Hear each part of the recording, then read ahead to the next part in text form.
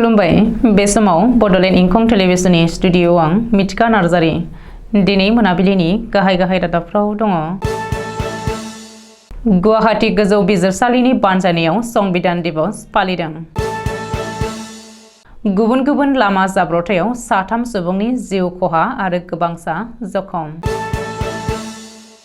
रायजोनि गुबुन गुबुन जायगायाव हाग्रानि मैदेरनि गाग्लोबनायाव सासे आइजो आरो उन्दै हिनजावसानि जिउ खहा।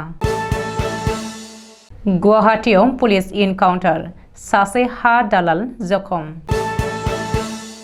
गुजरातआव गोब्राब अखा सारन्थाइ, 20 सुबुंनि जिउ खहा। आलादा बडलेण्ड रायजो सोरजिनो थाखाय अल बड' एक्स भलन्टियार फर्सआ जेब्लाबो नाजालांगोन बुंदों बिजिं बसुमतारी। 30 नभेम्बर 2023 सानखालि भारत भुटान सिमानि गासैबो गेटआ बन्द थागोन। दानिया फैदोनि आबुं रादाबाव।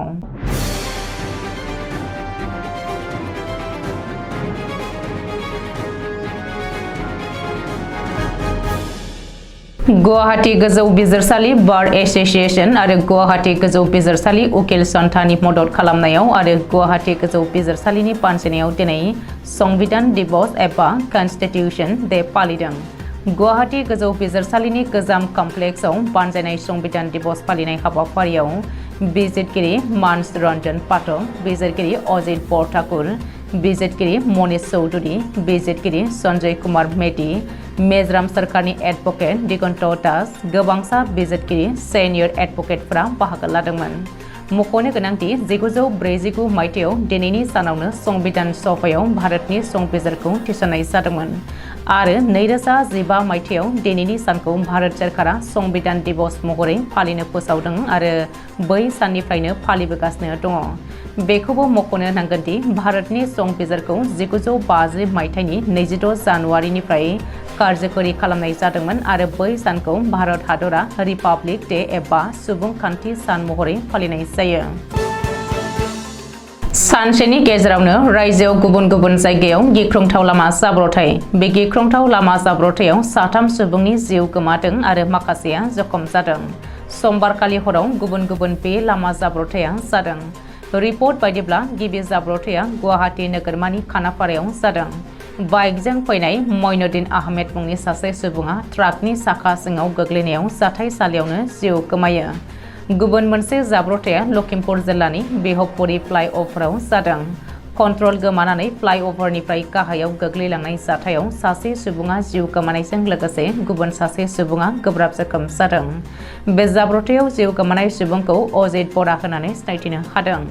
बबेखानि मरिगाव जिल्लानि मयराबारियावबो गिख्रंथाव जाब्रबथाय जानानै सासे फरायसुलिया जाथायसालियावनो जिउ गोमादों होननानै मिथिनो हादों। रिपर्ट बायदिब्ला मयराबारियाव गंसे लादेन ट्रेक्टरजों जाब्रबथाय जानानै खादिजा बेगम मुंनि सासे फरायसुलिया जाथायसालियावनो जिउ गोमादों। ओजोंहाय काछार जिल्लानि कालाइन गामियावबो गंसे कारा डाम्पारजों मोगा-मोगि सौग्रावलायनाय जाथायाव घाराव थानाय सुबुंफोरा गोब्राब जखम जादों होननानै मिथिनो हादों। रायजोआव गुबुन गुबुन जायगायाव हाग्रानि मैदेरनि उदखार। समबारखालि रायजोनि गुबुन गुबुन जायगायाव हाग्रानि मैदेरनि गाग्लोबनायाव सासे उन्दै हिनजावसाजों लोगोसे सासे आइजोआ जिउ गोमादों। गिबि खौराङा फैदों तिनसुकिया जिल्लानि दुमदुमानिफ्राय। मिथिनो हानाय बायदिब्ला दुमदुमा बरदुबि ओनसोलनि 4 नं लाइनआव हाग्रानि मैदेरनि गाग्लोबनायाव 12 बोसोर बैसोनि लकी प्रिया फाथुर मुंनि हिनजावसाया जिउ गोमादों। मोनसे धोरोमारि हाबाफारियाव बाहागो लानानै न'आव फैफिनगासिनो थानाय समावनो हरखाब हाग्रानि मैदेरनि गाग्लोबनायाव लकी प्रिया फाथुरा जिउ गोमादों। ओरैहाय गवालपारा जिल्लानि टेङाबारि ओनसोलावबो हाग्रानि मैदेरनि गाग्लोबनाय जाथाया सोराङाव फैदों। रिपर्ट बायदिब्ला टेङाबारि ओनसोलाव हाग्रानि मैदेरनि गाग्लोबनायाव सासे आइजोआ जिउ गोमादों आरो जिउ गोमानाय आइजोखौ साहारपानु नेसा होननानै सिनायथिनो हादों। रायजोआव फिन पुलिस इनकाउन्टार। बे खेबाव गुवाहाटी नोगोरमायाव पुलिस इनकाउन्टार। बे इनकाउन्टाराव सासे हा मासेया जखम जादों। मिथिनो हानाय बायदिब्ला थांनाय हराव गुवाहाटी नोगोरमानि लख्रायाव बशिष्ठ पुलिस आरो क्राइम ब्रान्चआ सासे हा दालाल एबा लेन्ड ब्रकारखौ थांखिनानै गुलि गावदों। बबेखानि पुलिस इनकाउन्टाराव जखम जानाय हा दालालखौ रमेन मदाहि होननानै सिनायथिनो हादों। मिथिनो हानाय बायदिब्ला पुलिसजों हमजानाय हा दालाल रमेन मुदाहिया रबिबारखालि पुलिस कास्टडिनिफ्राय खारखोमालांनो नाजादोंमोन। जाउनाव पुलिसआ गुलि गावनो गोनां जायो। ओरैहाय बे जाथायाव गुलि नांजानानै जोखोम जानाय रमेन मुदाहिखौ फाहामथायनि थाखाय गुवाहाटी मेडिकेल कलेज आरो हस्पिटालाव थिसननाय जादों होननानैबो सुलुङाव फोरमायदों। सारन्थाइ गावनानै सा 20 सुबुंनि जिउ खहा।